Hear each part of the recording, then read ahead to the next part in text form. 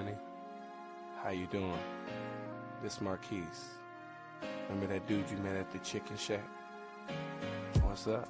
Hey, since the first day I laid my eyes up on your face, I knew you'd be mine. And since the time you gave me your tiny hand, I knew I wanted to be your man.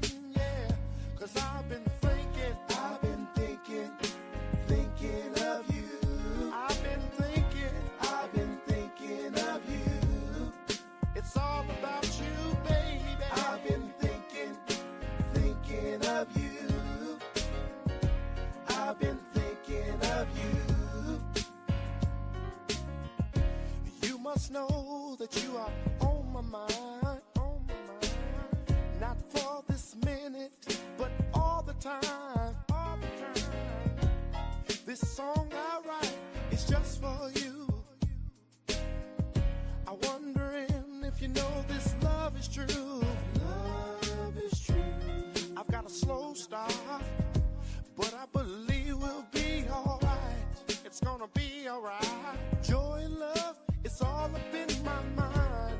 Hey, and I miss you, baby, 'cause it's been a long, long time.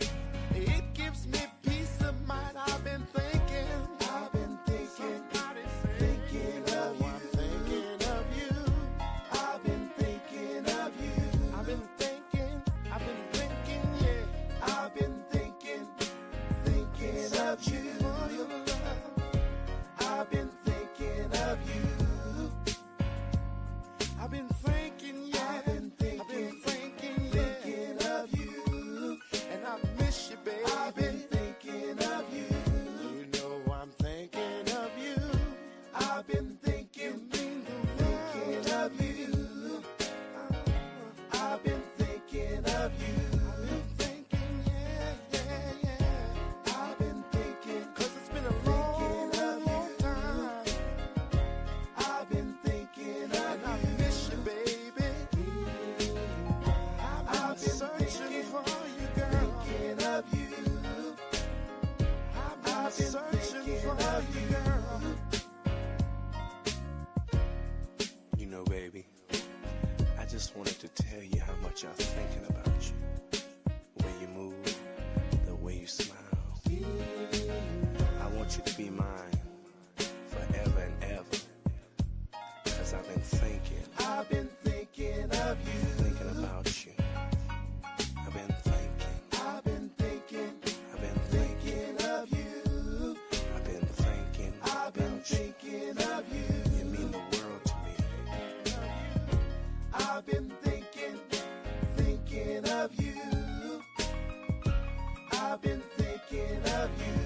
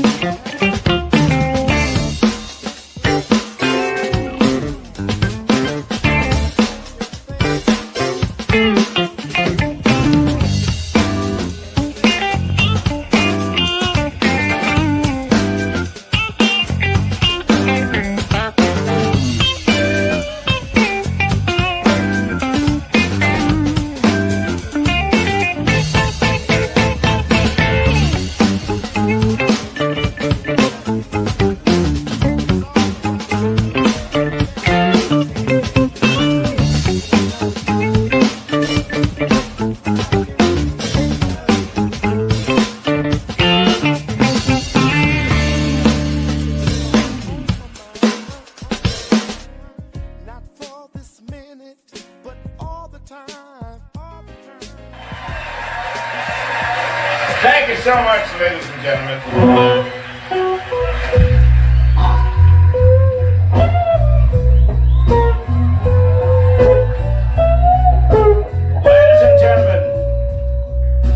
The beautiful Miss. Oh my gosh, she's so pretty. She takes my breath away. Oh my gosh. Sweetheart, you used to excite all the men, but old men, you get them worse.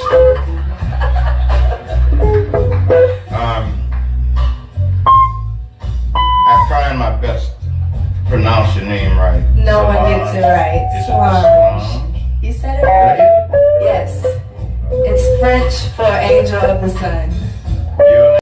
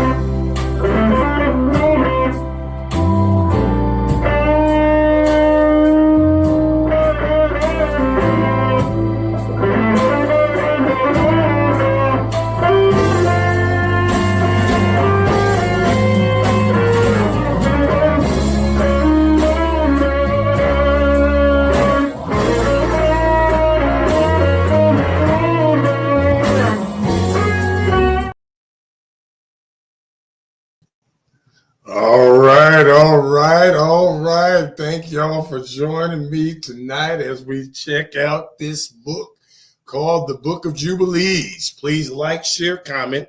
Don't forget to subscribe. Even though we are doing a weekly Bible study, I felt like, what's the reason of just only containing myself to just Friday evenings when I am a minister, I am a leader, and the Bible talks about what we're supposed to do on the Sabbath day, and we are not supposed to just look at the Sabbath day as just another day. And so if we're keeping with what the commandments are when it comes down to the Sabbath day, then I want to close the Sabbath day out the right way and make sure that we tear apart some of these scriptures. Now, before we get into this, let me open up with a word of prayer.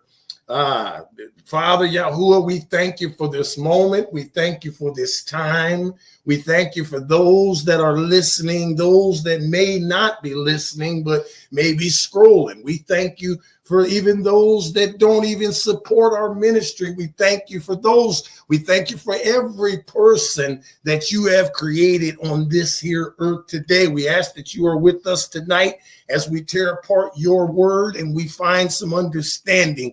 And we thank you for the understanding ahead of time. We thank you for the blessings of life. We thank you for waking us up today. You didn't have to do it, but you did. We thank you for blessing our family, our children, our grandkids, our neighbors, our aunties, our teachers. Touch our schools right now. In the mighty name of Yahuwah, we come against every fortress of darkness of evil that the enemy may try to pull. We come against it right now in the mighty name of Yahuwah. And I don't close with the word amen. Study it out of why.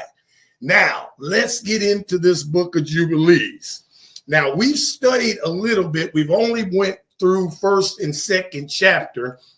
But what is the significance of this book? Well, you might say to me, where's this book? Why don't I have this book in my Bible? Well, because if you look at the books, the Bibles that are in the Catholic churches today, you can go to any Catholic church you want and pick up a Bible, and you will see that this book is in their Bible. So I'm going to have to ask someone to explain to me, like I'm a 2-year-old, why is this book not in the Bible that you find at your local motel? If you pull out your Bible that you're going to take to church tomorrow, there's no evidence of the Book of Jubilees. In fact, they like to say, oh, it's made up, and oh, well, it's part of the Dead Sea Scrolls, you scams. So don't tell me that it has nothing to do with the beginning. So we're going to go ahead and get right through chapter 3 here so I can have this out of the way and then be prepared for my study of next week. So this is just you and I, whoever is listening, but next week we'll have a formal study where we'll then go back through this book again. But tonight I wanted to close out the Sabbath day the right way and leave you with a word. So we're going to do read the Book of Jubilees, chapter 3. Adam names all that was on the earth and the first Jubilee. And on the 6 days of the second week, we brought, according to the word of Yahuwah, unto Adam all the beasts and all the cattle and all the birds and everything that moves on the earth and everything that moves in the water, according to their kinds. And according to their types, the beast on the first day, the cattle on the second day, the birds on the third day, and all that which moves on the earth on the fourth day, and that which moves in the water on the fifth day. And Adam named them all by their respective names, and as he called them, so was their name. And on these 5 days, Adam saw all these, male and female, according to every kind that was on the earth. But he was alone and found no helpmeet for him. So let's stop right there. That word helpmeet, that bothers a lot of people, because we must understand that this gives us an illustration right out the gate of what the picture of what the female was supposed to be. So if she cannot be your helpmeet, fellas, I don't know what type of a scam you're wrapped in. because he says help meet. So ladies, that means you were created to fulfill and be a helpmeet to the man. I don't care if you don't like it. Call me chauvinistic. You take it up with Yahuwah. Because right here, unless you're going to give me another definition of helpmeet, then that tells me the definition of what the woman meant to the man. So don't give me your scam, because helpmeet means exactly what it sounds like. And Yahuwah said to us, it is not good that the man should be alone. Let us make a helpmeet for him. So again, Yahuwah created what we call helpmeet, what was found in the woman. So anybody that wants to give me any other illustration, I'm going to have to call it a scam with cheese. Because here's your illustration of the male and the female. And Yahuwah, our sovereign ruler, caused the deep sleep to fall upon him, and he slept. And he took for the woman one rib from amongst his ribs. And this rib was the origin of the woman from amongst his ribs. So woman, I can do anything you can do better, or however that scamified song means. It doesn't, I don't care how the song goes, because the reality is you were created from the man's rib. Say what you want to. You didn't come, the Most High didn't put his hands to create you. He created you from the man's rib. He created man from the dust. So don't give me your scam. You were meant to be someone's rib. Not every Tom, Dick, and Harry's rib. Not 6 baby daddy's ribs. One rib. You were created for a purpose. And he built up the flesh in its stead and built the woman. And he awaked Adam out of his sleep, and on awaking he rose on the 6th day, and he brought her to him. And he knew her and said to her, now, this is where the scam begins. The church says when it says he knew her here, this means that they had sexual intercourse. That is not true. When you study and continue to study and study to show yourself approved and not go off of what some preacher said, you will find that they did not have sexual intercourse till they left the garden, when they conceived Cain and Abel. Study it out. Do what you want. Say what you want to. Get in my inbox. I don't care. I'll talk to Bishop Tutu, Bishop So-So, whoever you want to put in front of me. When he says he knew her, that does not mean that they had sex. And he said to her, this is now bone of my bones, flesh of my flesh. She shall be called my wife, because she was taken from her husband, not her baby daddy. Women, not her sneak link, whatever you want to call it. Husband. I don't care how much money you make. I don't care how good his sex is. I don't care. I don't give a damn what you want to say, how good his braids, his tattoos. I don't care. If he can't respect you enough to marry you, then you are involved with a scam.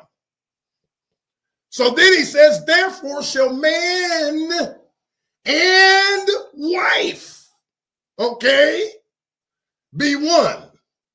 And therefore shall a man leave his father and his mother and cleave unto his wife, and they shall be one flesh. In the first week was Adam created, and the rib, his wife, in the second week. So women, stop with this. Oh, I'm just like you.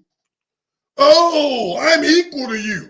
Well, if you're equal to man, then explain to me why the Most High did not create you until a week after he created the man. I need you to talk to me. Talk to me, somebody. Talk back to me. Why did you not be created until a week after the man. So he says he showed her unto him, and for this reason, pay attention, the commandment was given to keep in their defilement for a male 7 days, and for a female twice 7 days. What do you mean keeping their defilement? You better study that out. It's more to the book. And after Adam had completed 40 days in the land where he had been created, we brought him into the Garden of Eden to till and keep it. So wait a minute. Adam was in the land 40 days even before the Garden of Eden was created. Then they brought him into the Garden of Eden to till and keep it. But his wife, they brought in on the 80th day. So once again, ladies, oh, I'm the same as you. Well, then explain to me why Adam was in the garden 40 days before you came in. And after this, she entered into the Garden of Eden. And for this reason, the commandment is written on the heavenly tablets in regard to her that gives birth. If she bears a male, she shall remain in her uncleanliness 7 days according to the first week of the days. 30 and 3 days shall she remain in the blood of her purifying, and she shall not touch any unholy thing, nor enter in the sanctuary, holy thing, nor enter in the sanctuary until she accomplishes these days which are enjoined in the case of a male child. But in the case of a female child, she shall remain in her uncleanliness 2 weeks of days, according to the first 2 weeks and 66 days in the blood of her purification. And they will be in all 80 days. When she had completed these 80 days, we brought her into the Garden of Eden. For it is most holy than all the earth, besides, and every tree that is planted in it is holy. Therefore, there was ordained regarding her who bears a male or a female child, the statute of those days, that she should touch no holy thing, nor enter into the sanctuary until these days for the male or female child are accomplished. So that is why you men need to understand, after you have a child, you got to leave that woman alone. She got to be purified. You don't get to, because the doctor said 6 weeks. I don't care. I remember those days. I was trying to get nasty after 4 weeks, 5, 3. Hey, you good now? No, according to the book, no, she's purifying, and you're supposed to keep your filthy hands off of her, you scale. This is the Torah and the testimony which was written down for Israel in order that they should observe it all the days. It is the first week of the first Jubilee. Adam and his wife were in the Garden of Eden for 7 years tilling and keeping it. And we gave him work, and we instructed him to do everything that is suitable for tillage. And we're getting into the next chapter. And he tilled the garden and was naked and knew it not and was not ashamed. He protected the garden from the birds and the beasts and the cattle and gathered its fruit and eat.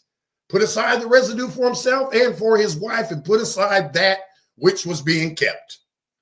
And after the completion of 7 years, which he had completed there, 7 years exactly, and in the second month, on the 17th day of the month, the serpent came and approached the woman. So, woman, don't sit here and tell me, I'm okay. I can do this myself. I'm spiritually strong. No, you're not.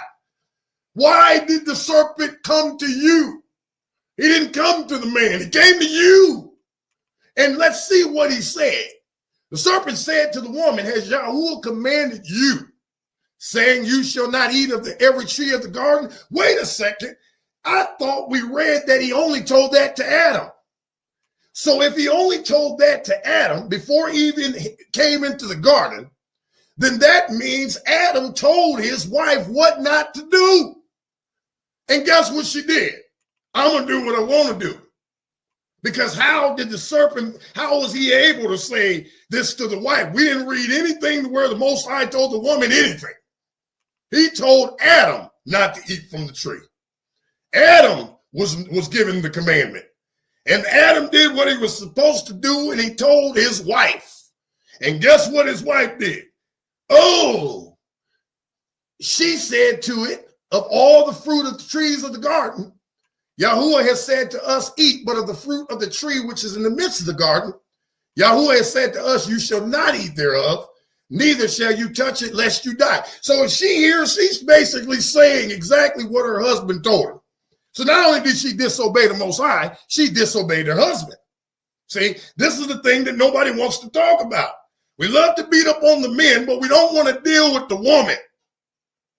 And the serpent said to the woman, you shall not surely die. For Yahuwah does know that on the day you shall eat thereof, your eyes will be open, and you will be as gods, and you will know good and evil. And that's why you got women today that walk around calling themselves goddesses. Where? Show me. It's nowhere in the book. You came up with that. Somebody called you a goddess and you believe you're one. I'm here to tell you you're a scam because you're not a goddess. And the woman saw the tree that it was agreeable and pleasant to the eye, and that it was fruit, was good for food, and she took thereof and eat. So she ate first. And when she had first covered her shame with fig leaves, so after she ate, then she went on trying to cover it up. Then she came to her husband and said, he eat, and his eyes were open, and he saw that he was naked. He then took fig leaves and sewed them together and made an apron for himself and covered his shame. And Yahuwah cursed the serpent and was wroth with it forever. And he was wroth with the woman because she listened to the voice of the serpent. So don't give me that. If you are so spiritually strong, oh man, then why did you fall and listen to the serpent? So here's the punishment. And did eat. And he said to her, I will greatly multiply your sorrow and your pains. In sorrow shall you bring forth children. That didn't just mean in the delivery room. See, that means when these mothers are losing their children, this violence and all of this stuff that's happening today, it started in the garden. He says, your return shall be unto what? Your pastor. What? Your job. What? Your bishop. What? Your daddy. What? Your brother. No, your husband. And he will do what? Rule over you. Don't get mad at me about the book. You want to get mad at me, then you got an issue with the Most High, not with the minister of Melchizedek. I'm teaching you the book correctly. Now, I'm not going down the lane of what you feel. I don't care if you don't like what I'm saying. I'm not trying to get your offering. I don't care if you subscribe to me, you don't follow me, so what? You will not silence my voice. And to Adam also, he said, because you have did what? Listen unto the voice of your wife. Let me stop right there, you smiling scams. I don't care if your wife don't like it. You are held accountable. The Most High holds you accountable for the decisions that are made. Now, yes, I didn't say she sits in the back seat. No, she don't walk behind you. She's your passenger. But when it comes down to driving this car, you are the driver. Because if not, then why did the Most High say, because you what? You listen to the voice. Not because I told you not to do it. You knew better and knew not to do it, but you still listened to your wife. And have eaten of the tree of which I have commanded you that you should not eat thereof. Cursed be the ground for your sake. Thorns and thistles shall it bring forth to you, and you shall eat your bread in the sweat of your face till you return to the earth from whence you were taken. For earth you are, and unto earth shall you return. And he made for them coats of skin and clothed them and sent them forth from the Garden of Eden. And on that day, on which Adam went forth from the garden, he offered a sweet savor and offering, frankincense, galbanum, stachy, and spices in the morning, with the rising of the sun from the day when he covered his shame. And on that day was closed the mouths of all beasts and all cattle and all birds and whatever walks, whatever moves, so that they could no longer speak. They were able to speak before Adam sinned. For they had all spoken one with another with one lip and with one tongue.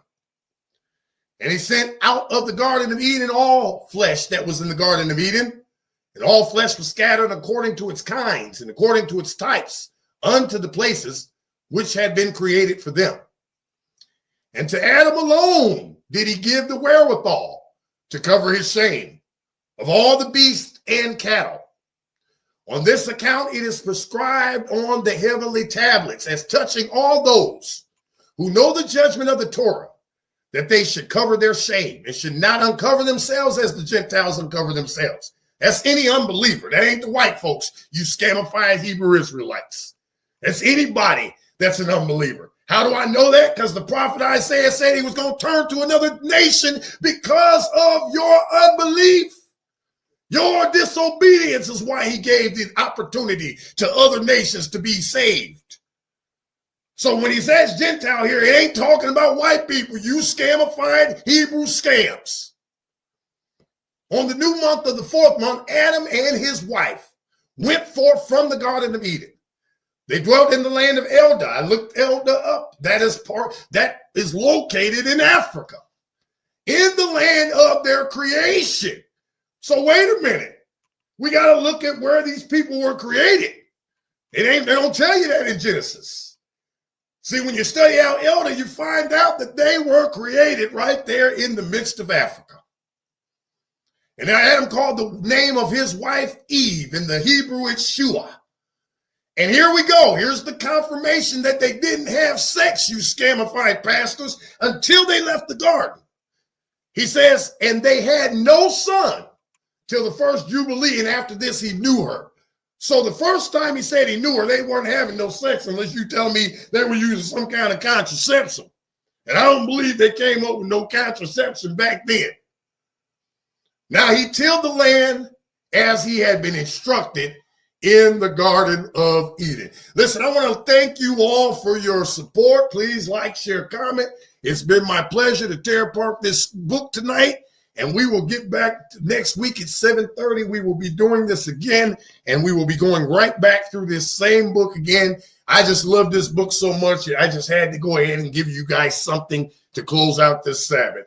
Yahoo, I want to thank you for this moment that we had today and the understanding, and please continue to open up our understanding, our hearts, to know the truth and know the things that you want us to know, and not be led by our emotions and what anybody says, but what you say. I thank you for it. Until next time, be blessed on purpose.